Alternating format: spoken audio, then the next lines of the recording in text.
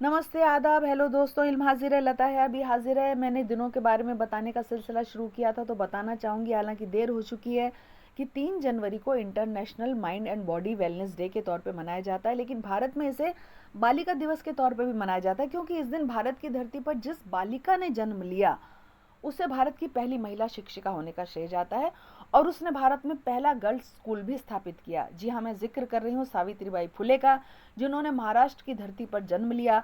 माली जाति की थी, उनकी पढ़ाई का बचपन से विरोध हुआ, बचपन में उनकी शादी कर दी गई। लेकिन उन्होंने जब अपने पति से पढ़ाई की इच्छा जाहिर की तो उन्होंने इच्छा का सम्मान रखते हुए उन्हें पढ़ाया। इसलिए ज्योतिराव फुले भी तारीफ के काबिल हैं और उन्हें भी श्रेय जाता है इस सफलता का। लेकिन जब वो पढ़ाई करने जाती थी तो उन्हें गालियाँ दी जाती थी, ताने दिए जाते थे, उन पर कीचड़, गंदगी, पत्थर, जाने क्या क्या फेंका जाता था। लेकिन उन्होंने हिम्मत हौसले के साथ तमाम मुश्किलात का सामना किया और लड़कियों को ये पैगाम दिया कि जो तुम्हारी शिक्षा का विरोध करते हो तुम उनका विरोध करो। उस वक्त उन्होंने छुआछूत का विरोध किया और विधवा विवाह का समर्थन किया। सोचिए, बहुत बड़ी बात है उस वक्त ये कदम उठाना। इसलिए इन्हें इंडियन फेमिनिस्ट मूवमेंट की पहली स्तंभ भी कहा जाता है, बल्कि मदर कहा जाता है। और इसलिए 3 जनवरी को सावित्रीबाई फुले जयंती के तौर पे भी मनाया जाता है। लेकिन ख़ास बात ये भी बताना चाहूँगी कि जब इन्हें और इनके हस्बैंड को इस वजह से घर से बाहर निकाल दिया गया, तो जिस शख्स ने उन्हें अपने घर में पनाह दी उनका नाम था उस्मान शेख, और उस्मान शेख की बहन का नाम था फातिमा शेख, जिसने उस वक्त सावित्रीबाई फुले का साथ दिया। और जब सावित्रीबाई फुले ने गर्ल्स स्कूल स्थापित किया तो सावित्रीबाई फुले पहली महिला प्रिंसिपल थीं और फातिमा शेख पहली मुस्लिम शिक्षिका थीं।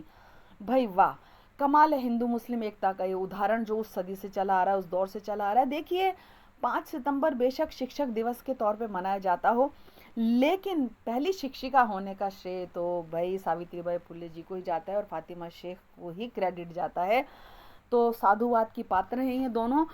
सावित्रीबाई फुले ने बहुत सारी कविताएं लिखी, लेकिन उनकी एक कविता गो एंड गेट एजुकेशन बहुत फेमस है, जो उन्होंने काव्य फुले में लिखी हैं कि ज्ञान नाही विद्या नाही ते घेण्याची गोडी नाही, बुद्धि असुनी चालत नहीं, तयास मानव मेहणावे का।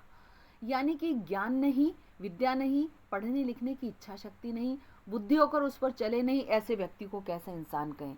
भाई वाह, बहुत खूब बात कही है। वाकई ज्ञान और जो शिक्षा है वो इंसान में आत्मविश्वास पैदा करता है और हौसला देता है। तो गो एंड गेट एजुकेशन। लेकिन जाते जाते इन शब्दों पर नज़र डालते जाइए। शुक्रिया, खुदा हाफिज।